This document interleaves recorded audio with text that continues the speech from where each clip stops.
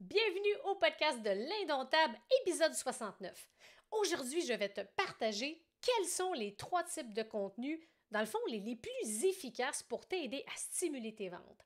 Et juste un petit mot, si jamais tu ne le sais pas encore, maintenant, la grande majorité des épisodes du podcast de l'Indomptable sont soit disponibles, oui, par audio, ou maintenant, tu peux aussi les visionner par vidéo sur ma nouvelle chaîne YouTube. Et d'ailleurs, je t'invite à t'abonner à ma chaîne YouTube ainsi qu'au podcast de l'Indomptable sur ta plateforme d'écoute favorite pour être sûr de rien manquer parce que tu as du nouveau contenu à chaque semaine.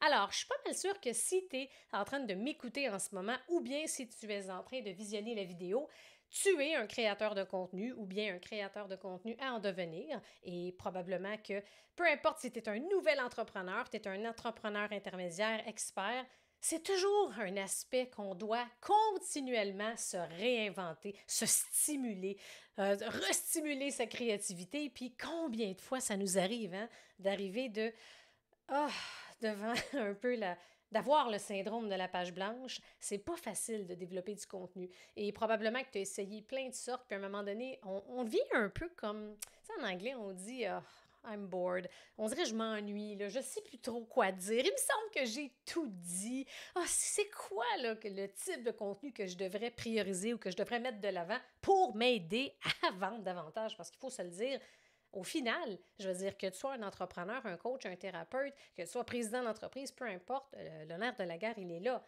Qu'est-ce qu'on peut faire pour stimuler ses ventes? Fait que c'est sûr qu'il y a mille et une façons, mais aujourd'hui, ce que j'ai envie de faire, c'est de te partager justement trois types de contenus que moi, j'utilise vraiment beaucoup puis qui ont un impact direct, qui aident à stimuler les ventes. Il n'y a rien de magique, OK? C'est sûr que oui, ça aide quand tu as un funnel, un tunnel de vente, ça va aider quand tu es présent, quand tu as une visibilité accrue, etc. Puis aujourd'hui, c'est vraiment de te montrer comme, hey, ça fait peut-être longtemps que je n'ai pas fait ce type de contenu-là, peut-être que ça va m'aider.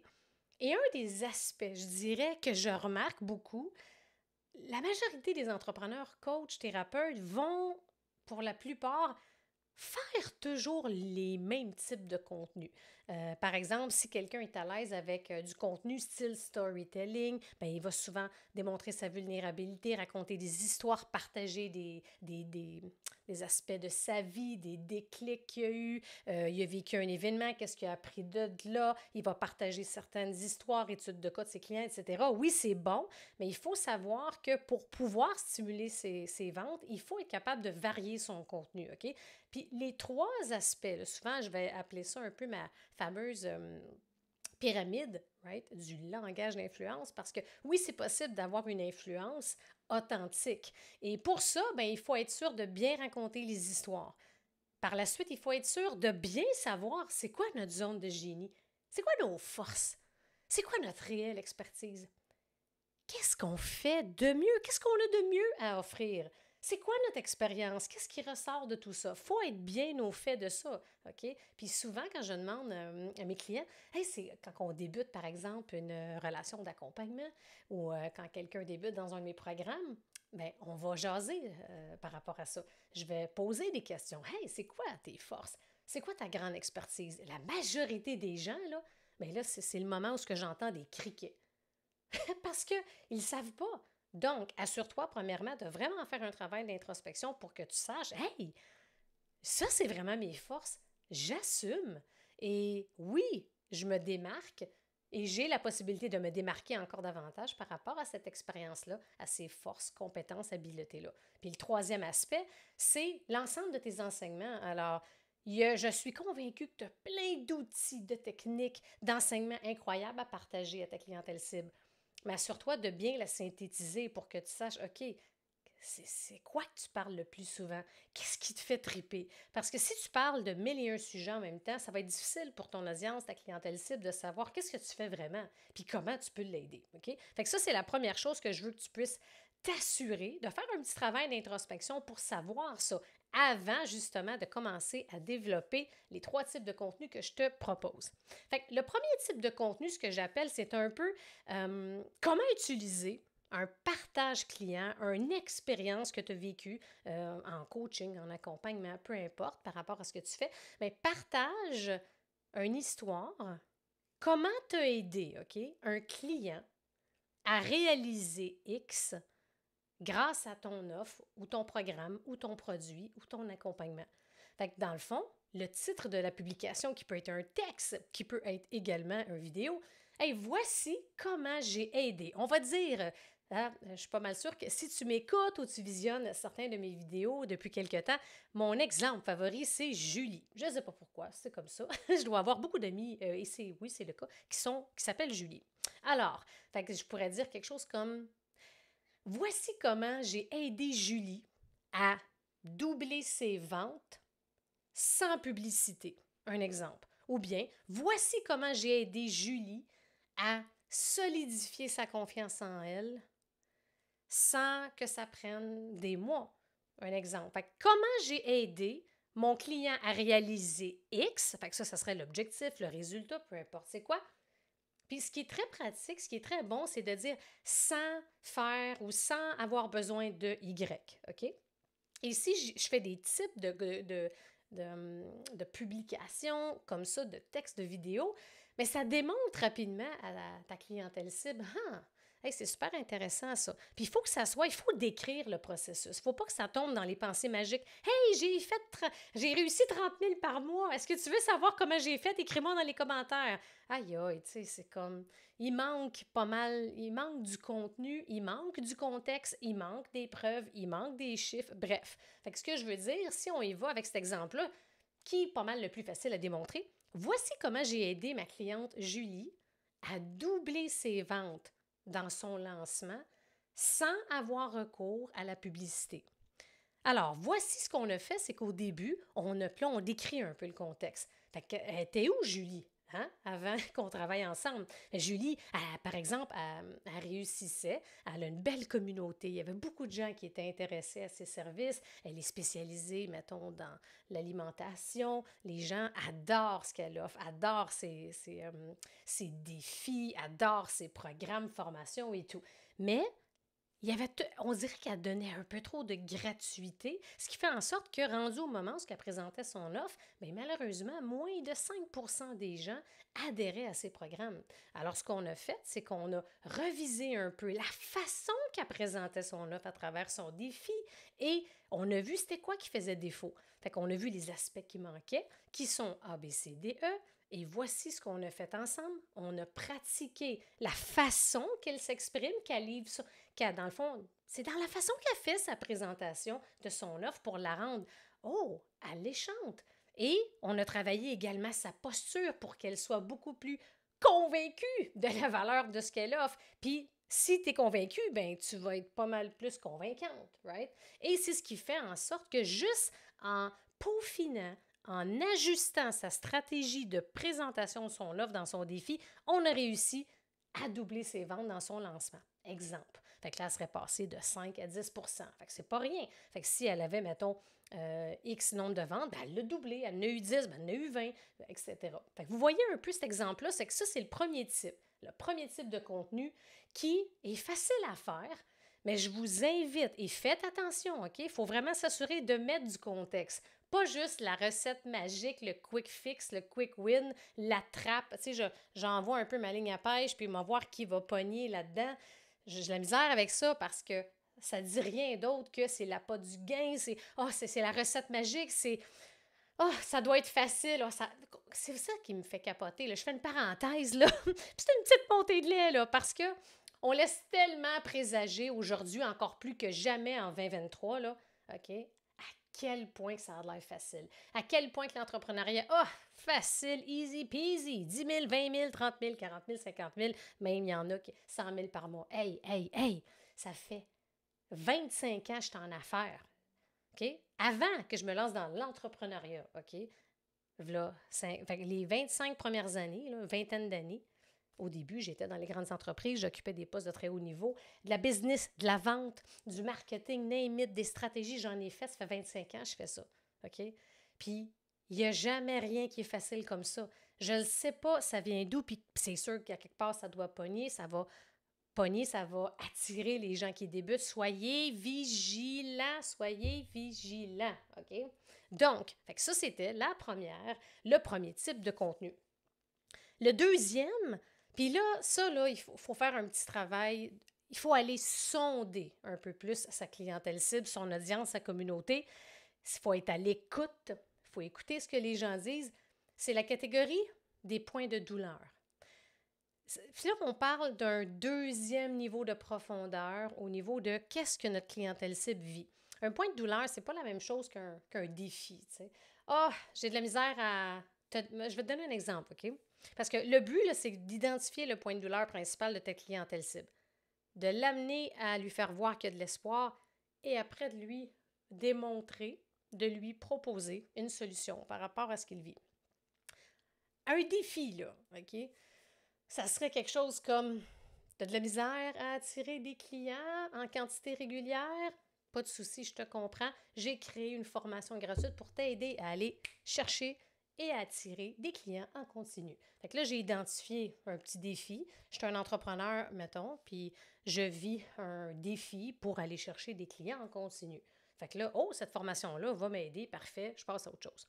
L'affaire, c'est que quand c'est un défi comme ça, on est-tu d'accord que il n'y a pas vraiment, là, j'ai pas eu de d'émotion ou de chair de poule. Non, c'est plus comme je suis restée un peu plus au niveau de la tête. Je regarde ça, ça fait-tu du sens? Oui, non, OK. Fait que si on est capable d'aller chercher un point de douleur, ça, c'est, on va aller en... Le premier niveau, c'est le défi. J'ai pas assez de clients. J'attire pas assez de clients de façon régulière. OK. Alors, deuxième niveau de profondeur, qu'est-ce que je vais faire?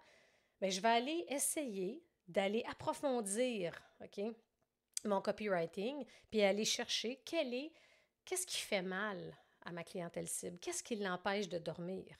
Fait que là, on va aller un peu plus, exemple, est-ce que à tous les soirs, tu as de la difficulté à t'endormir parce que l'anxiété et l'angoisse montent d'un cran quand vient le temps de penser aux stratégies pour aider à?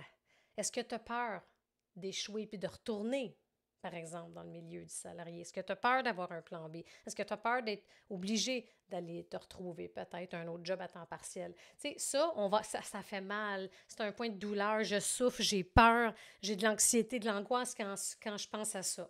Fait qu'on est en deuxième niveau de profondeur. Tu vois la différence? Alors, si, par exemple, je commencerais une vidéo ou bien je commencerais, on va dire, par... Est-ce qu'il t'arrive de passer des nuits blanches parce que tu angoisses et tu stresses à l'idée de peut-être devoir retourner dans le monde du salariat parce que ça ne fonctionne pas, parce que ton projet ne fonctionne pas? C'est sûr que ça, ouf, on va le sentir un peu plus. Si on est cette clientèle cible-là, c'est sûr que ça va nous... Fait que là, comment redonner espoir? Bien, je pourrais dire quelque chose comme, de un, je veux rassurer la personne. Sache que, je te rassure tout de suite, la grande majorité des entrepreneurs, des coachs et des thérapeutes que j'accompagne vont avoir cette peur-là. Sache qu'il y a des moyens, il y a des solutions, OK? Mais il va falloir que tu travailles. Il va falloir que tu fasses des efforts, il va falloir que tu fasses des concessions, il va falloir que tu fasses des choix, que tu prennes des décisions difficiles. Mais sache que c'est possible. Fait que là, c'est important de démontrer l'intégrité, de rester éthique, de démontrer c'est quoi la réalité des choses. Ne pas tomber dans le bateau facile.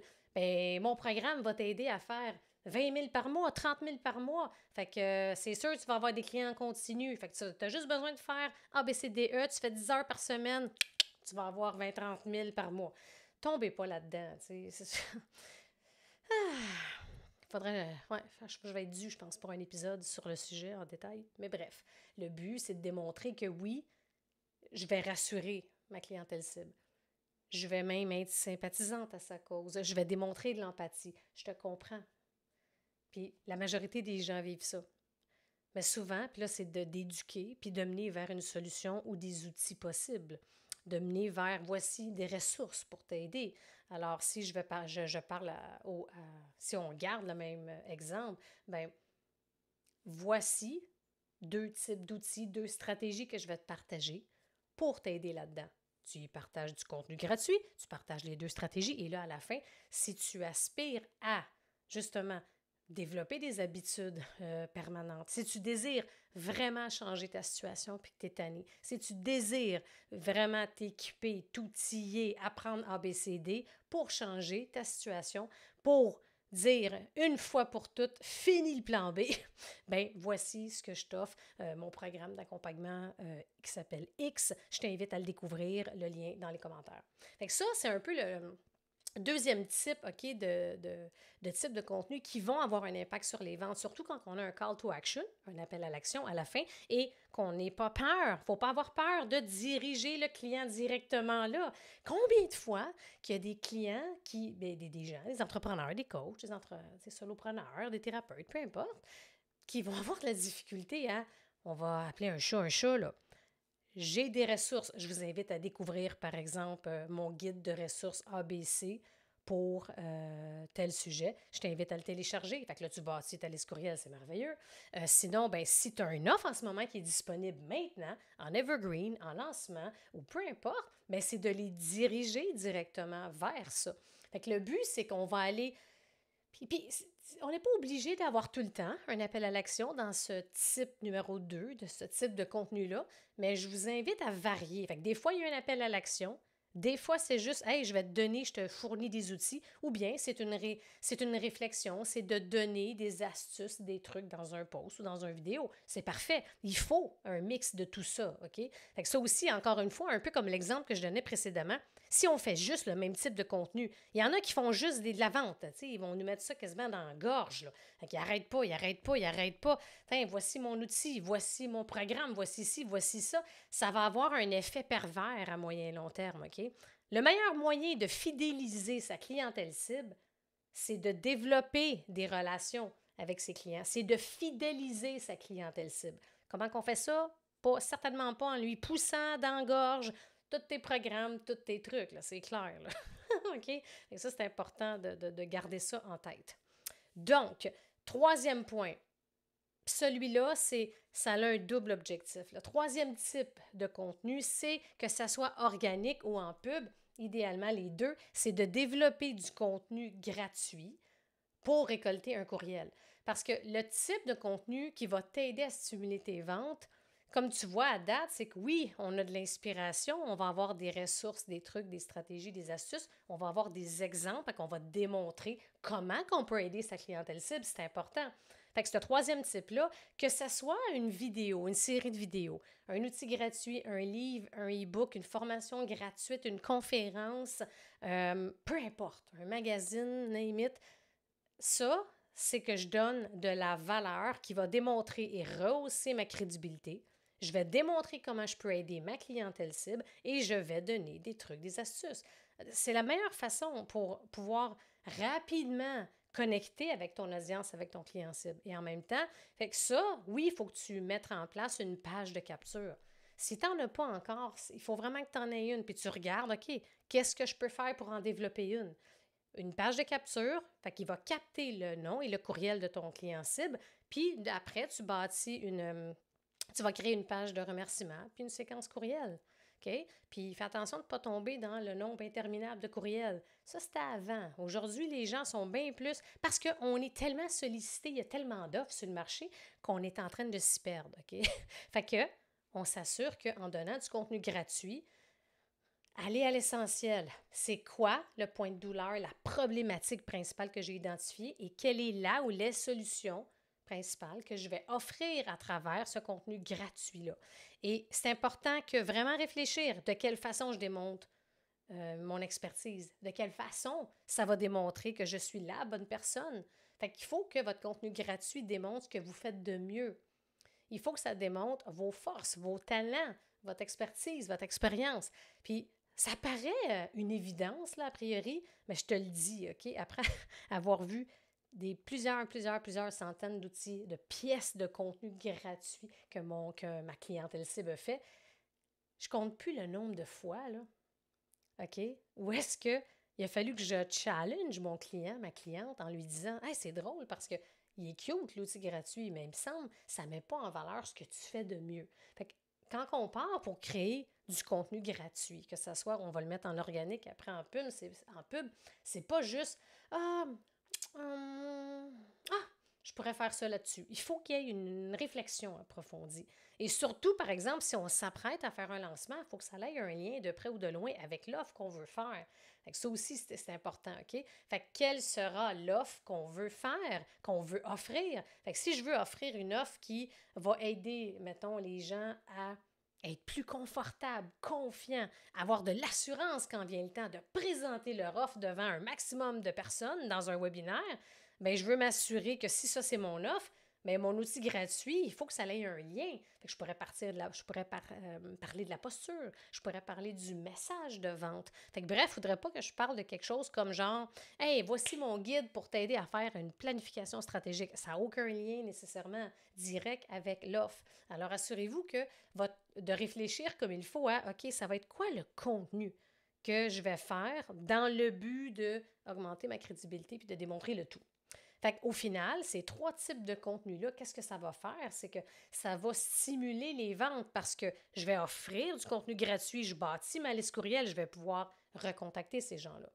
Quand je démonte, OK, un exemple client concret, puissant, inspirant, puis je tag mon client, puis que wow, ça paraît, puis je mets un call to action. Si toi, tu vis cette situation-là, bien, je t'invite à prendre un appel avec moi. C'est clair que ça va stimuler les ventes, right? Pense-y un instant. Il n'y a aucun doute là-dessus. Puis, ça va avoir un impact important ça va établir ton autorité. Ça va solidifier ton positionnement dans ton marché, OK? Puis, ça va élever ta crédibilité.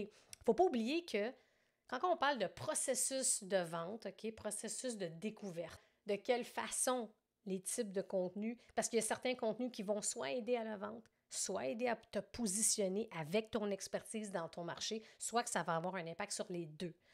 Puis, varier votre type de contenu. Ça, c'est super important. Varier, varier, varier. Et très souvent, on va avoir tendance à faire du contenu, OK, le même type de contenu tout le temps.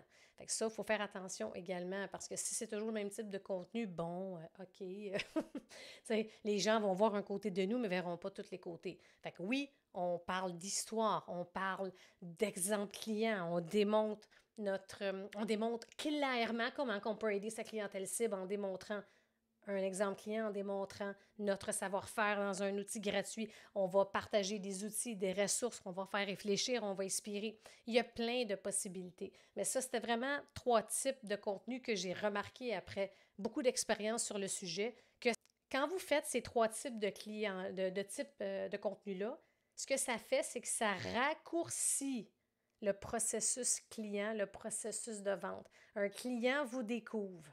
Ah, là, je vais, hey, c'est intéressant. Elle consomme votre contenu. Fait que si elle consomme un des 3 types de contenus que je vous ai partagé aujourd'hui, ça va raccourcir, ce qui fait en sorte que la personne elle risque d'acheter plus rapidement parce qu'elle va voir pas juste une histoire, mais elle va voir aussi un peu votre personnalité, elle va voir vos compétences, elle va voir vos habiletés, elle va voir comment vous aidez vos clients, elle va voir aussi ce que vous avez de meilleur à offrir. Si vous avez justement de bonnes pièces de contenu gratuit, ça va avoir un impact. Fait que plus on raccourcit le processus du moment que notre client nous découvre, puis jusqu'à temps que la personne achète, c'est clair que ça a un impact, puis ça va augmenter vos ventes plus rapidement. OK? Fait que bref, c'était le sujet d'aujourd'hui. Fait que je vous invite, si vous n'en faites pas partie encore, à joindre justement ma super communauté d'entrepreneurs qui contient plus de 5500 entrepreneurs passionnés dans la tribu des entrepreneurs indomptables. Et assurez-vous aussi de découvrir ma nouvelle chaîne YouTube et de vous abonner pour être sûr de rien manquer. Vous allez avoir justement du nouveau contenu à chaque semaine. Et dernier point en rafale, bientôt approche la première édition de l'Indomptable Sommet. Fait que je t'invite à mettre ton nom et ton adresse courriel dans la liste d'attente pour être sûr de rien manquer. L'ouverture des portes et l'achat des billets se fera début octobre.